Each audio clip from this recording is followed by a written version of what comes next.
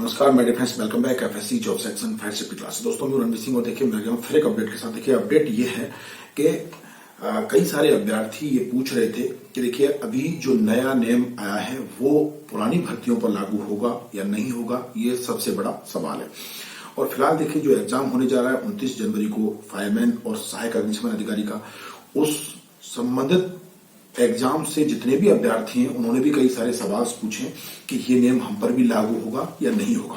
तो देखिए यहाँ पर मैं आपको बता दूं कि देखिए यहाँ पर एक नियम बनाया था, कार्मिक विभाग ने आदेश भी जारी कर दिए। देखिए कि भर्ती जो हो रही है उन भर्तियों में जो कैटेगरी का जो सर्टिफिकेट्स होता है, चाहे आपका ओबीसी का हो या आपका एससी का हो या आपका एसटी का हो या आपका ईडब्ल्यूएस का हो, तो वो जो सर्टिफिकेट्स है उसको लेकर देखिए इन्होंने यहाँ पर नियम बनाया था कि इस सर्टिफिकेट्स का होना आपके पास बहुत जरूरी है, लेकिन कब जारी होना चाहिए वो सर्टिफिकेट्स, ये सबसे बड़ा सवाल है।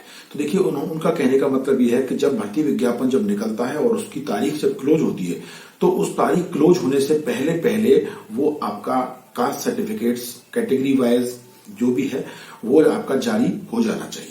अगर वो उसके बाद जारी होता है तो वो मान्य नहीं होगा, फिर आप उस कैटेगरी में शामिल नहीं माने जाएंगे, फिर आपको ये जनरल में ही काउंट किया जाएगा। ऐसा आदेश निकला है, जिस आदेश का मतलब ये निकल के आता है।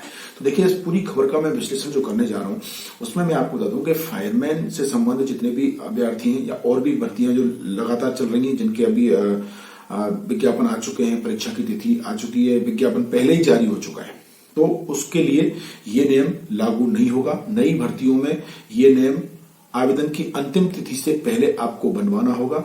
आपका यहाँ पर देखिए श्रेणी का लाभ आपको लेने के लिए ये प्रमाण पत्र आपको बनवाना होगा, तभी आपको यहाँ पर इसका लाभ मिलेगा, अन्यथा आपको इसका लाभ नहीं मिलेगा।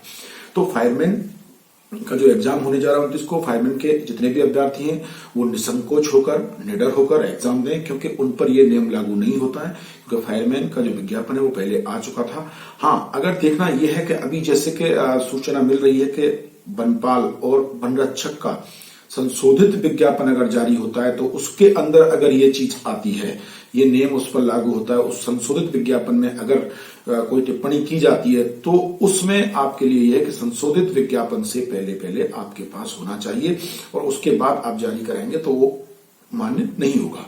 तो यही सबसे बड़ा सवाल था। आगे देखिए थोड़ा सा डिटेल्स इसमें आपके लिए और बता देता हूं।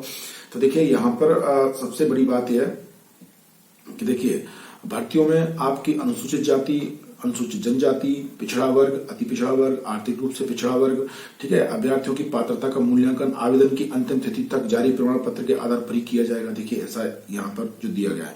कार्मिक विभाग ने शुक्रवार को इस संबंध में आदेश जारी कर दिया है। हालांकि आदेश में नई भर्तियों का हवाला उल्लेख दिया गया है और आदेश में यह स्पष्ट है कि भर्ती के विज्ञापन में इस संबंध में स्पष्ट उल्लेख किया जाए।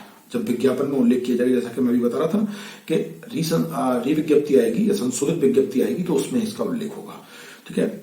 और जो भर्तियां पहले प्रारंभ हो चुकी हैं उनमें इस संबंध में उल्लेख नहीं है, उनमें यह प्रावधान लागू नहीं होगा, ठीक है। और प्रक्रियाधीन भर्तियों में नए प्रावधान को लागू करने की स्थिति में करीब 1.5 लाख अभ्यर्थियों के सामने भर्ती की दौड़ से बाहर होने की नौबत आ सकती है।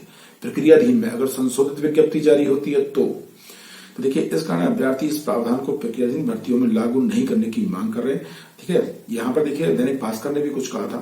दैनिक भास्कर ने 15 फरवरी के अंक में श्रेणी या आपका जो वर्ग का लाभ लेने के लिए जरूरी प्रमाण पत्रों के नए प्रावधान की उड़ाई थी नींद, और प्रक्रियाधीन भर्तियों में लागू हुआ तो 1.5 लाख अभ्यर्थी यहाँ पर भर्तियों से बाहर हो जाएंगे, ऐसा देखिए यहाँ पर मुद्दा उठाया गया था।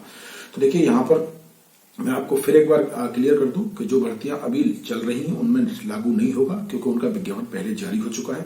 लेकिन अब जिसमें जैसे दिया कि प्रक्रियाधीन, अगर उनमें संशोधित विज्ञप्ति जारी होती है तो लागू होगा, अगर उनमें संशोधित विज्ञप्ति जारी नहीं होती है तो उन पर भी ये कानून लागू नहीं होगा।